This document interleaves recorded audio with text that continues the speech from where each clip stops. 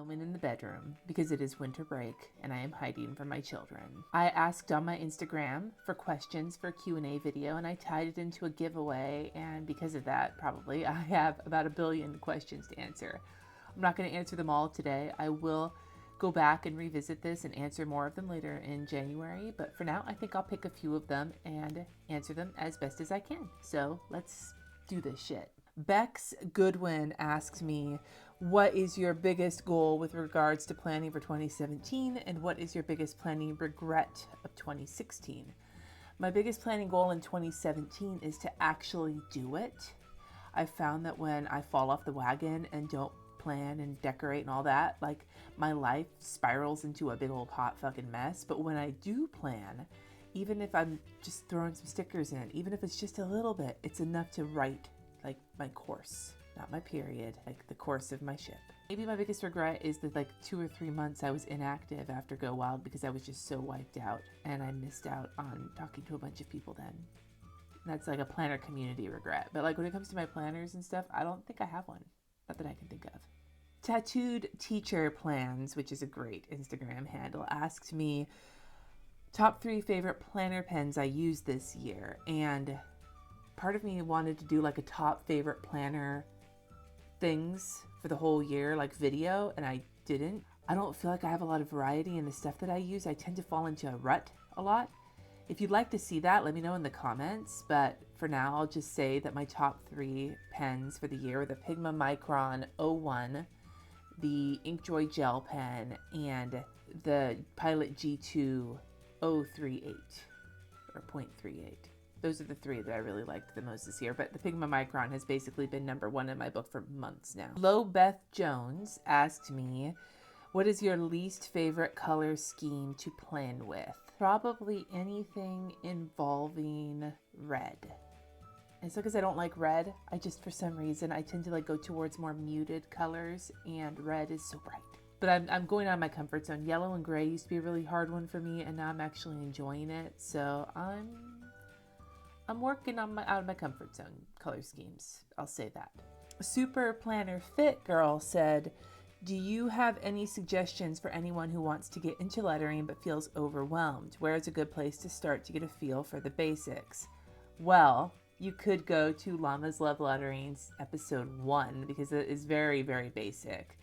My videos are long, I will say. Next week, we're going to be starting Llama's Love Lettering Season 2. In the first month or so, it's going to be on Fridays. And the first round of Fridays are going to be review.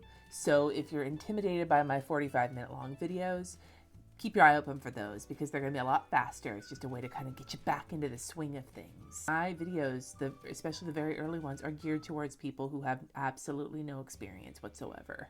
LC Murphy 418 said, if you could leave a planner legacy, what message would it be? I'm going to quote myself from Go Wild because I really am proud of it, that you're fucking fancy enough, damn it. Like, stop trying to keep up with everybody else's fanciness and embrace your own fanciness because everybody's fucking fancy enough. That's really what it would be. We all compare ourselves so often, and I just don't want people to get caught up in the comparison when you're fucking awesome on your own, just as you are. So yeah, I guess that would be my legacy. My life planner, Sarah, said, can you please make a montage video on all your inappropriate jokes made in videos? I feel like that would be a big hit and highly entertaining. Maybe. I feel like that would be a lot of work, and I am anti a lot of work. There's a lot of questions in here about my favorite pens, my favorite planners, all those things. I think I'm going to address those in some separate videos. Holy crap, there's so many questions. So many questions. I'm going to have to like categorize these and like go at it from a different angle. I think that's what I'm going to wind up doing. I'm going to answer a couple more, and then I think I'm going to break these into categories and cover them over a few videos in the course of January because there's some really great questions here.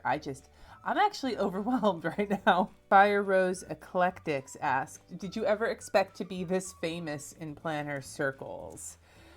Well, Fire Rose Eclectics, no, and I don't know how famous in planner circles I am. I feel like I'm known in specific like niches, whatever, like the Planners Gone Wild kind of group of people, the uncensored kind of foul-mouthed assholes like me.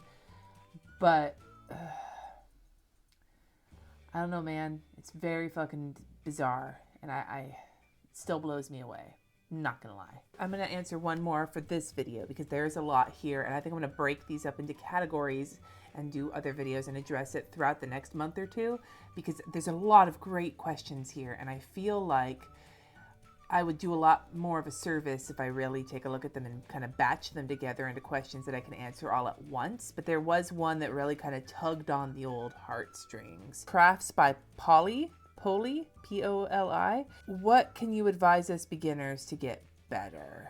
And I understand that because it's a big concern I get from a lot of people about being better, getting better. Practice, practice, practice, practice, practice, practice, practice. Letter anything you can think of. Song lyrics, or your grocery list, or your to-do list, or list all the things you own that you want to get rid of, or all the things you want to own that you don't own yet. Think of things to write and practice as often as you can. One of the things that is massively important in getting better at lettering is building your muscle memory. And the only way you can do that is if you practice and you get enough variety in so that your hand becomes trained to do it. The more you practice, the more used to it you will get. The more used to it you get, the more confidence you will get. And the more confidence you get, the easier it will be to stretch your little wings and get a little further out from where you were originally and try new stuff. It's always a stretch to learn something new, even if it's like, for me, learning a new font. After learning a bunch of fonts, like learning that a new font is hard and it takes some time.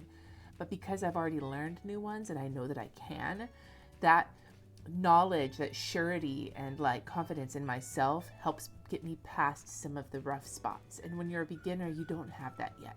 So practice as much as you can and be kind to yourself. And if you think you're screwing up, know that every screw up you make is one less screw up you're going to make later on. Okay? I could go on and on about this, and I probably will in later videos. It's really important to me. I like to see people do better. It makes my fucking cold ass heart get a little bit lighter, like the Grinch that grows 3 sizes bigger that day. So those were some of the questions from my Instagram, only a handful of the more than 100 questions I got. Look in the next month or so for some kind of Q&A situations. I'll pop in every once in a while and answer another little glut of questions because there are a lot of really good ones on there and there's a lot I'd like to address.